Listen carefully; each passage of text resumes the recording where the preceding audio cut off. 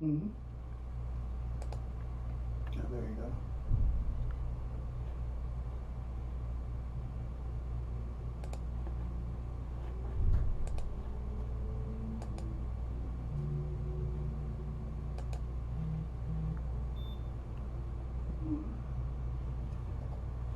Yeah, there you go.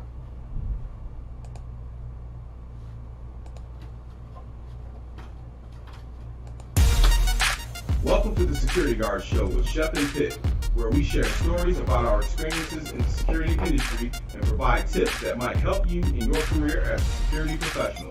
This show is sponsored by Enterprise Security Consulting and Training Incorporated. And now, let's start the show.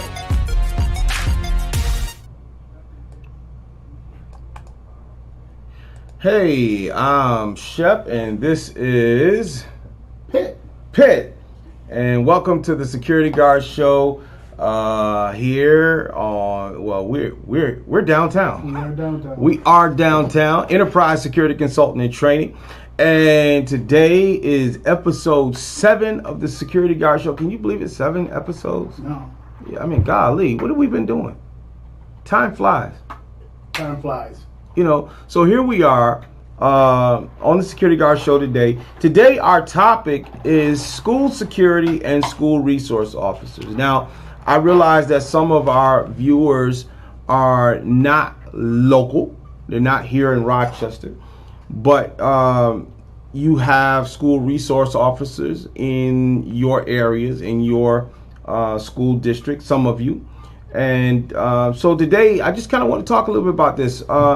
A friend of mine on Facebook, Pitt, you know him, Lawrence Lane. Yeah. He posted something on Facebook, I think it was yesterday, and he was talking about the correlation between the pulling of school resource officers from the city school district and the uptick in violence that we've seen here in Rochester. Now, I know across the nation, violence is up, excuse me, in many areas, and this is something it's not new to Rochester, but in the past several months we've had a number of violent incidents, broad daylight, killings, almost like cartel, like we live in Colombia. You know what I mean?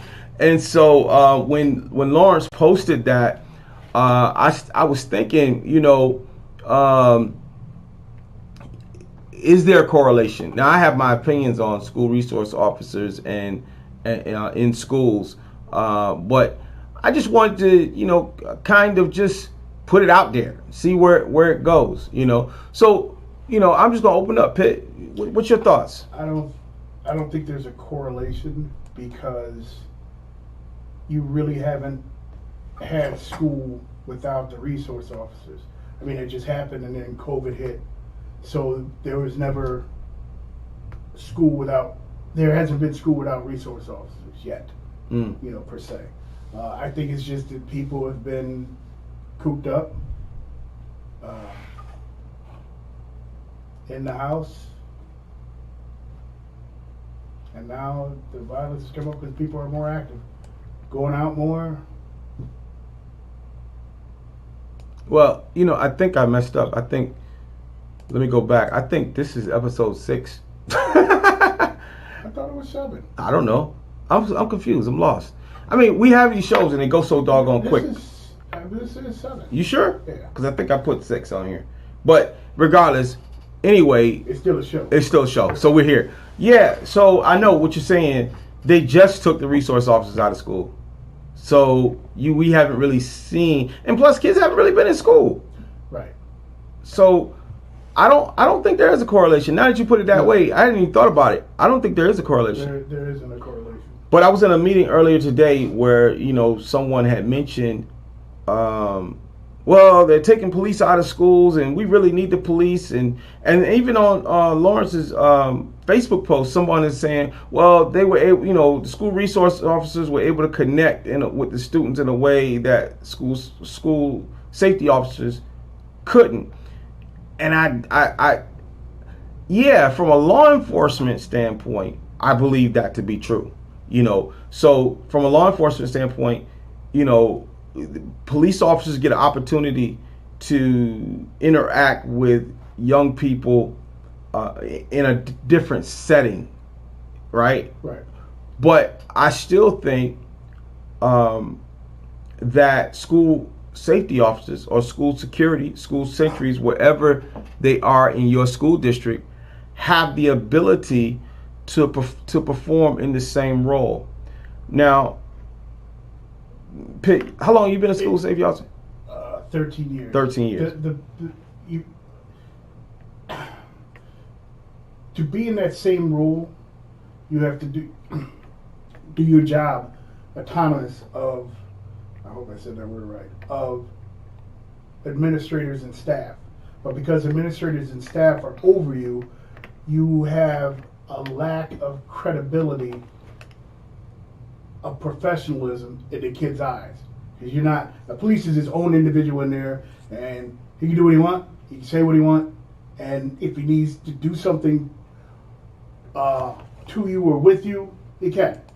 He doesn't need anybody's permission. So we don't have that. We have no true authority over the kids. We can't discipline them. Well, let me interject though for just a moment. Think about this. So, if Ron Richardson is watching, and anyone else who was a safety officer back when I came in the mid '90s, we went to New York City. The district sent us to New York City to see how New York was handling scanning, because at the time the district was looking at adding the metal detectors and hand wands, the stuff that we see now. And I'm going to get into that because somebody on that same post was talking a little bit about that, but they didn't understand the history. But I'll get that in just a moment. So we went to New York City to gain an understanding of the role of school security, right? And how they did scanning, as I said. One of the things that we learned was their school security in New York City, and understand New York City is a much larger entity than Rochester. But one of the things that we learned is that they had peace officer status, right? And they weren't really under the auspices of the school district, even though I disagree with that point. But because they had peace officer status, they had the powers of arrest and everything that goes with that as it relates to the job working in schools. Now, I've shared this with you and I've talked about this on previous podcasts and things of that nature. I was trained as a school resource officer. I went through the 40-hour training that all the cops go through. The difference between me and them is that I wasn't a sworn officer, right? Now, just to get into the history a little bit, and somebody may get offended, but it is what it is. One of the reasons why school sentries at the time were not offered this level of authority is because it was felt as though school sentries did not have the aptitude to perform in the role. Now, that may have been true, but they felt as though there were people there on the team who couldn't pass the civil service exam, who in essence were just a warm body watching kids. And I know this from some of the conversations that I had with the person who was in charge of HR at the time. I shouldn't say in charge, but in charge of school sentries in HR at the time. And that person explained to me in very detailed terms that, if we tried to do this, many people would lose their jobs, because they can't take a civil service test. They can't pass, or they don't understand the law, so they couldn't do it. And so they already sold people short. Now, here's, again, I think in the Rochester City School District now, you have a director of security. and you have a supervisor of safety and security, or whatever the title is. But before, we didn't have all that. All we had was administrators who were put in charge of security functions, not necessarily knowing what security really looks like or what security is supposed to do. And so oftentimes what would happen when they brought school resource officers in, if a school sentry was absent, they wouldn't call for a substitute school sentry. They would say, okay, we're good because we have our police officer. Now we're relying on this police officer to not fulfill the educational role that the SRO is supposed to be filling, but now we want to turn them into a glorified security guard. And so I was always happy with the fact that I don't necessarily need a school resource officer in the building where I work, because we're going to handle what we need to handle. Now, when I worked at Wilson Magnet High School from 1995 to 1997 or 98, something like that, whatever the case may be. They had at the time, before they brought the school SRO program into the schools, they had youth officers, neighborhood youth officers. So there was a police officer assigned to every section who dealt with that school. Not necessarily that school, but that neighborhood of schools. Okay. So on the west side of the city, on the southwest side, it was a guy by the name of Tommy Shaw. Tommy Shaw, from my understanding, passed away. God bless his soul. So Tommy, he got to know all those students, all those young people who were involved in youth activity, gangs. Okay, let's be real. He got to know all those students, right? So, and the students who went to Wilson, I got to know, right? And Tommy and I shared information. And when I say Tommy and I mean Tommy and the school shared information. So if there was something Tommy needed to know about student A over there, or Albert, and well, Albert wasn't Albert at that time. Albert was probably Almighty God Allah, right? And I'm not castigating anybody. I'm just saying it was the 5% age. So if Tommy wanted to know something about Almighty God Allah, he would come to the school, and the school would share information. And if there was something we need to know about Almighty God Allah or his friends who were outside, Tommy shared that information with the school. It was a great marriage. We handled what was going on in the school. He handled what was going on in the street. If we needed the police for any reason, we called and we got the response that we needed. And that's why I've always, kind of been against school resource officers being in the building, because I knew at the time, just like now, and they just reported this last week, we don't have enough cops on the street because they don't have enough money. So I've always advocated for putting more emphasis on the cops on the street, and then understanding that school safety officers, school security are an excellent tool if you know how to utilize them in the correct way. I mean, from your experience in the school district, you hear what's going on in the street because these kids talk about it in the hallways. Everything. Right? They talk about everything. You know who popping who. You understand what I'm saying? That's a sexual term. All right. You know who got beef with who because they talk about it in the hallway. And sometimes, Pitt, popping? I thought you meant shoot. Well, no, they talk about that too. They talk about both.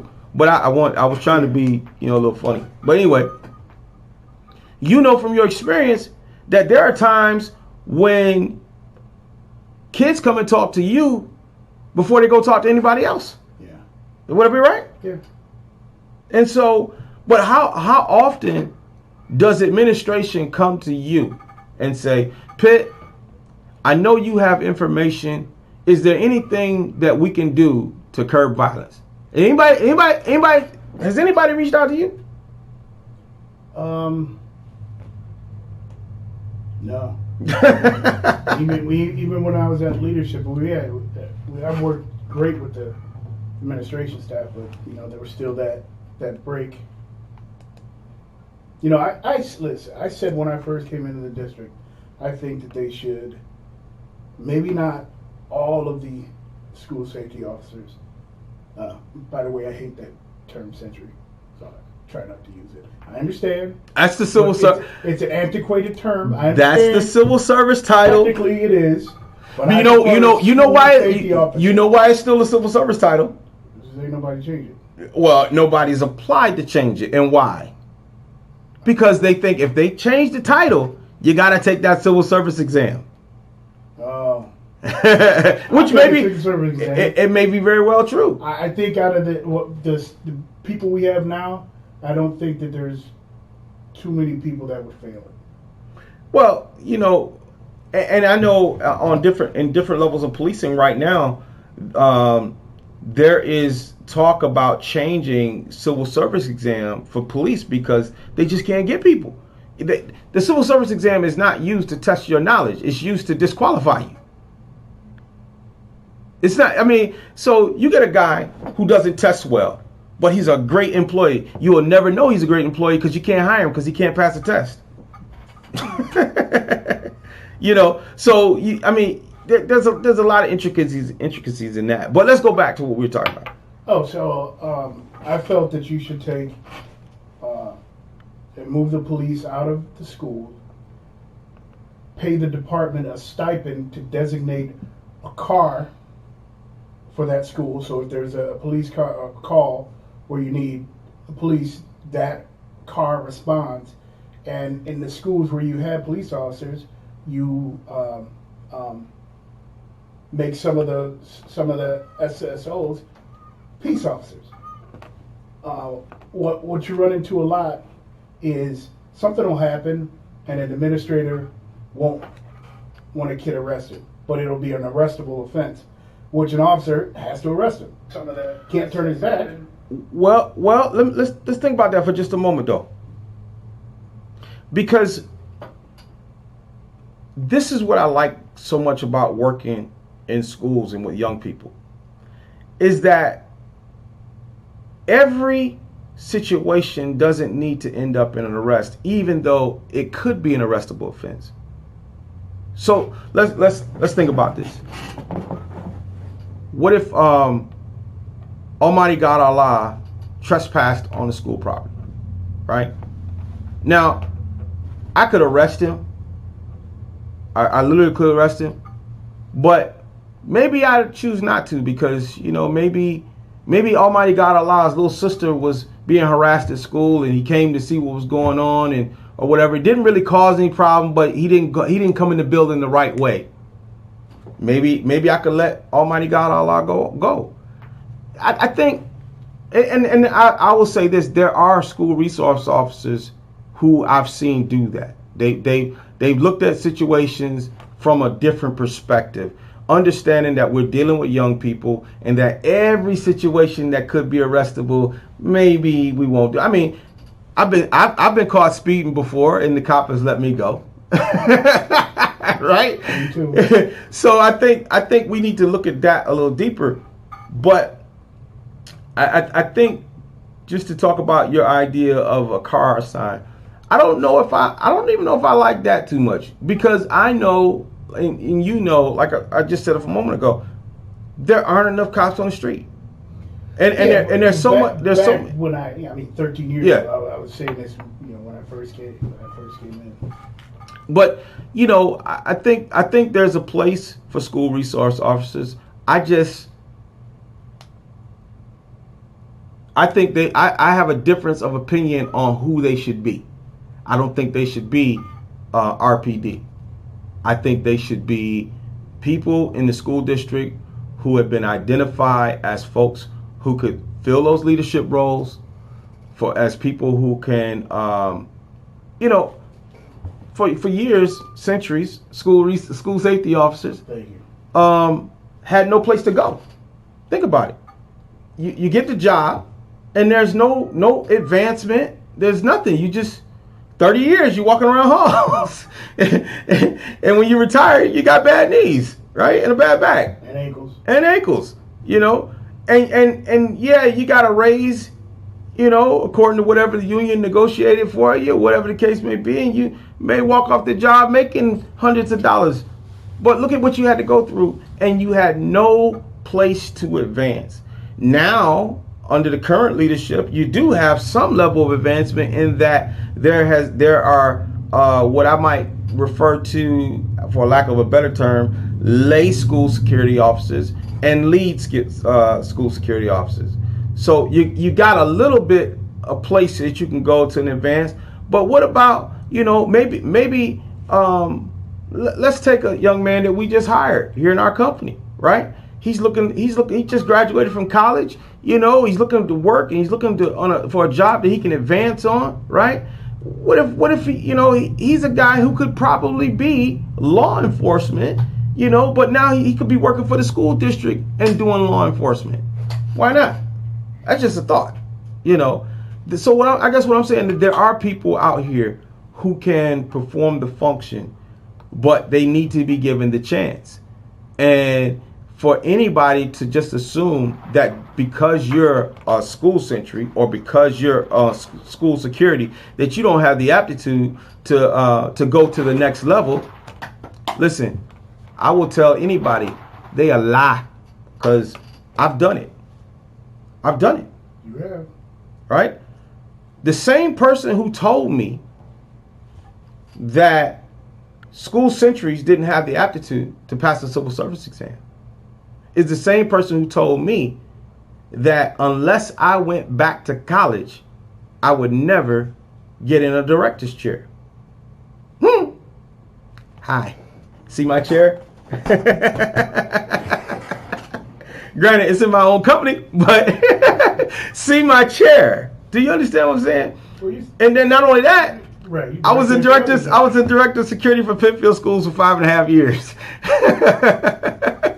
And I said, I have a really good job now besides this chair. So that's the same person who thought that way about me. And that thought process didn't go away when that individual retired. You understand what I'm saying? There are still people there who still feel, oh, you just a school sentry. Bottom of the totem pole. You the bottom of the, that's it. Bottom of the totem pole. So we really gotta look at, how school security people are seen in the eyes of others. I just think it's very important. Your thoughts? No, I agree. But what I'm saying is to change the way to change the atmosphere, that has to change. Yeah, you're right. Well, definitely. I don't know. I just think, and I said this in a meeting earlier today. I tell you, I was in a meeting with some folks today, and we were talking about violence and all these things. And I said, I believe that folks are missing the boat on the fact that school security has the ear of the street. And so you got to tap into all your resources. It's not just about policing. It's not just about education, but it's about all the tools possible to make it happen. And so people have really got to work to come together and hear each other, and then some changes can be made. Pitt, what do we got going on as a company? We're hiring. Listen, you're looking for a security guard job. We are hiring. Tell them again, Pitt. We are hiring. We are hiring. We are Enterprise Security Consulting and Training Incorporated. We're located at 875 East Main Street, Suite 500, right in downtown Rochester. Across from the Armory. Across from the Armory. We got jobs. They're posted on Indeed.com. If you're looking for a job, right, all you got to do is go to Indeed.com, search Enterprise Security in Rochester, and it'll come up with a couple of jobs that we got posted. We're looking for folks, good people. And let me tell you this, if you are not certified, if you're not registered as a security guard in New York State, we can help you with that. And if you were watching last week, I made an announcement. I said that we were going to pay for somebody's whole registration process, from the rooter to the tutor, right? All you got to do is be able to remember why our name is what it is. That first part, Enterprise. Why are we named Enterprise? So when are we going to decide that? So I think we'll give it to after the 4th of July. So the show after the 4th of July, we're gonna put the hint up on the screen, and then you have to inbox us why we are called Enterprise School of Enterprise Security Consultant and Training. And so that's the next day, the 5th. I'm sorry, the 6th. The 6th of July, Tuesday, right? the 6th of July. Yep, yeah. Tuesday, the 6th of July. We're gonna put it up there. And so here's the hint. The reason why we are called Enterprise School, Security Consulting and Training is because I'm a Star Trek fan, and the Enterprise was the flagship of the Federation. That's not really a hint. That's the answer. that's the true answer. So just remember Enterprise, Star Trek. If you can remember that, then you get your training and everything for free. Okay, and we're gonna take care of your training, your fingerprints, and your initial registration. And try and get you a job. And we're gonna try to get you a job. Matter of fact, you probably get one right here with us because we're hiring. So Pitt, I'm thankful for the work that we're able to do. We've been helping some folks get jobs. I looked at our financials over the last year and looked at how much we paid folks. We did really good, and that's not to brag, but it's to brag a little bit because we've been helping our community. And that's part of why we're in this business, is to help our community. I had an interesting something happened to me today. I didn't tell you about this. Matter of fact, if my wife is watching, she don't even know, so she's about to find out right now. So I got this call from California today. This lady, she thought she was buying a car. You understand what I thought? I said she thought she was buying a car, and so.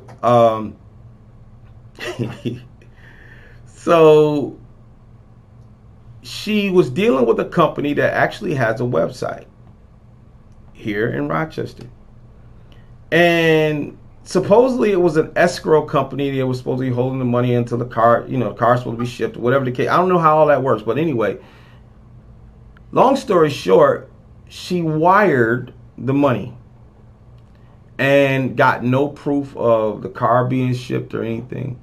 So she called us because she's looking for a private investigator to kind of go seek out this business and see if there actually exists or whatever the case may be. So I was on the road.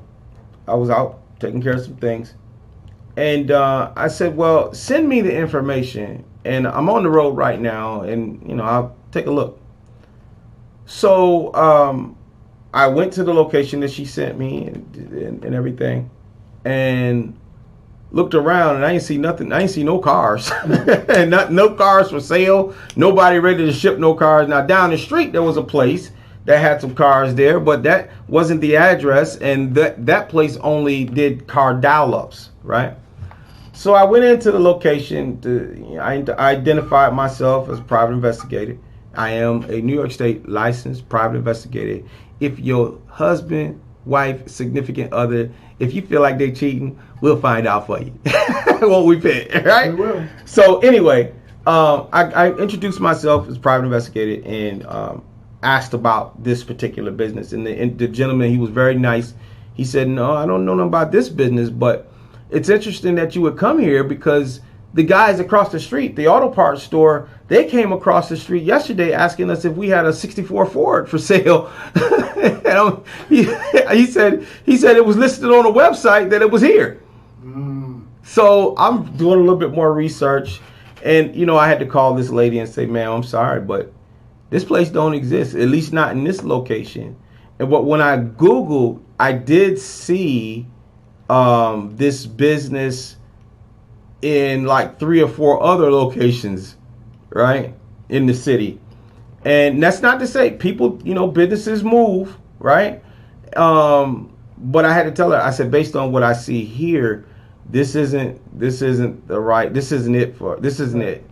So, I didn't charge her anything for it because, like I said, I was already out on the road, and I could have still charged her, but I just wasn't worth it. She'd already lost some money, So Probably a great deal of money. it sounded as though she lost a great deal. They And came across looking for a '64 Ford. She lost a great deal of money. well, I don't know if that's what she was buying. I don't know if that's what she was buying. But anyway, yeah. So I think my wife just inboxed me. She said I talk too much. It's a talk show. It's a talk show. But I was able to help the lady out as best I could. Every investigation doesn't work out the way you expect it to, but we were able to give her some information that could help her bank. So I know she said her bank was working to get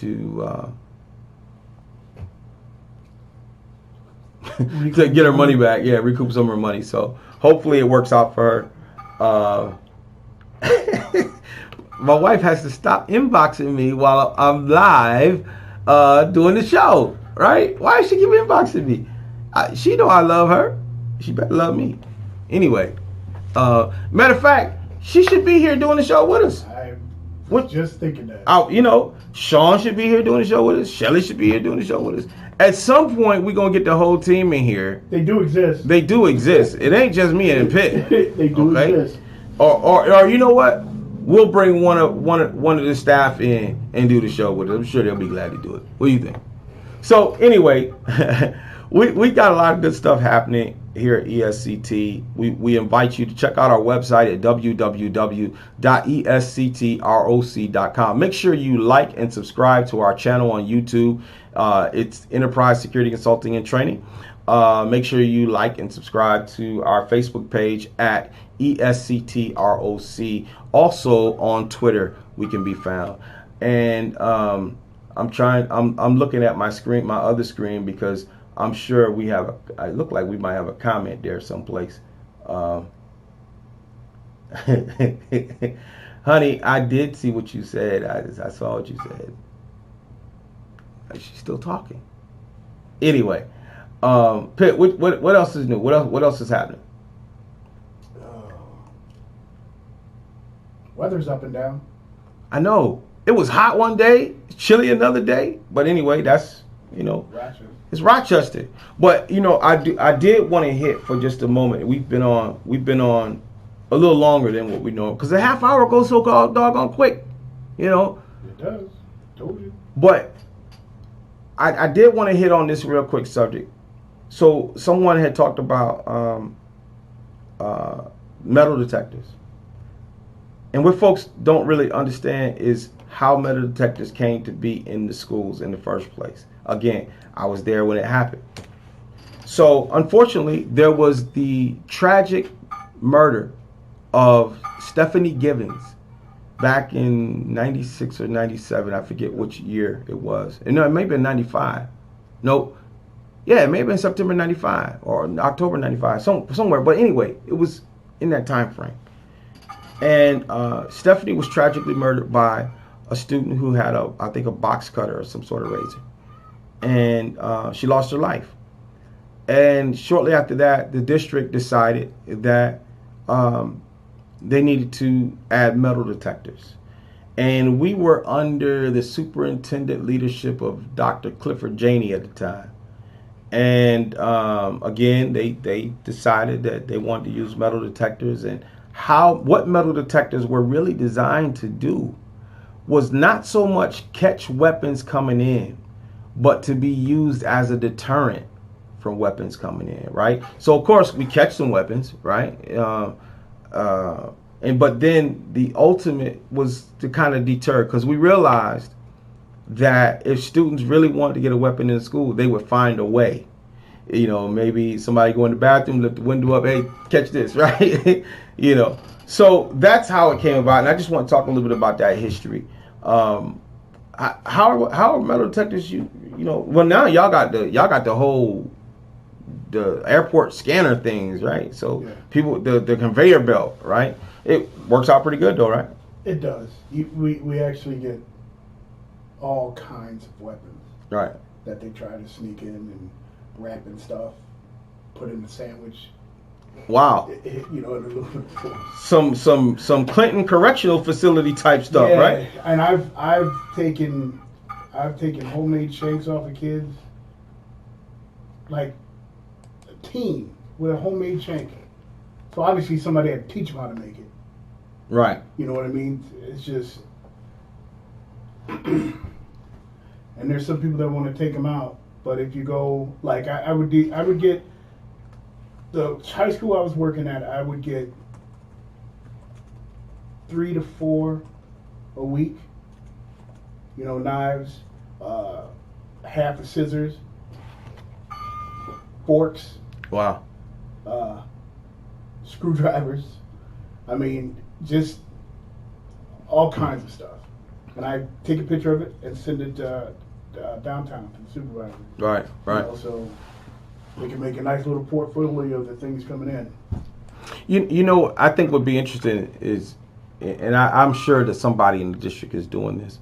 You know, because most of those students, they still go through long-term suspension hearings. Yes.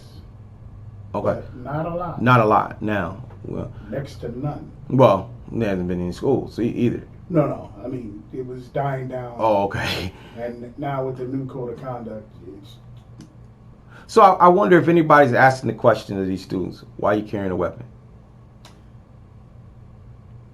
what I've seen is most of the time it's for self-defense. I would probably say 80, 75, 80% of the time it's for self-defense. Yep. You know, which, and I've caught a lot of flack on this, because the new code of conduct, you can't suspend a kid for that. And I'm just kind of so, in agreement. as a disclaimer, Pitt is not speaking on behalf of the Rochester City School I'm District. It's all my opinion, But I thought that was kind of a good thing, because most of the time they forget it's in the bag, but they have it in the bag for defense. Right. You know, very rarely is somebody trying to sneak a weapon in to attack another student. Right. You know, it's always because I got to walk through this, or I got to stand at the bus stop, or I got beat up at the bus stop. You know what I mean? Or I got chased home. So, you know. But you know, so that brings me to something else, and I know we're gonna get ready to get out of here very shortly. But remember when we were on the mobile unit, and we patrolled particular areas, particularly downtown area. And I don't know if you remember me saying this, but it was about creating safe zones, right? So we knew the direction that a lot of students travel, leaving East High or leaving Wilson, Right. right? And so I would say, you know, Pitt, let's go this way, whatever. One of my reasons for that was because of Dr. Clifford Janey. Now, think whatever you want to of him. I mean, certainly have my opinions, right? But one of the things he mentioned and he tried to implement was safe zones, school safe zones, meaning that these are the areas that students travel. We know they're not feeling safe, so let's help them feel safe by having school officials travel those routes so that we could see what's happening. Now, maybe we might not necessarily intervene in a situation, but I can call the police and I can say, that's Johnny, that's Joe, y'all need to come and do something with him. Yeah, I couldn't not intervene. Well, but you have to be careful with that, because remember now, you ain't in the confine of the school building, and so I know, but you put yourself out there. I don't ever want to see anybody's baby get hurt. Neither do I. And you know, we have intervened in situations when we were on the mobile unit. I missed the mobile unit. Shout out to my former team, Pitt, Miguel, and the other guy doesn't like to be named on social media. Come on. Oh, did I say that? I thought I sneezed. My bad. Actually, you could have said Sausage Fingers without saying his name, and he'd have known it. He'd have known who it was, right? And then he'd probably been up here doing the show with us because he'd be so mad. By the way, I just use that as an opportunity to call you Sausage Fingers again. Right. But you know, we the work that we did on the street, and I don't just stand on my soapbox because I was a part of the team, but the work that we did really kind of set a standard.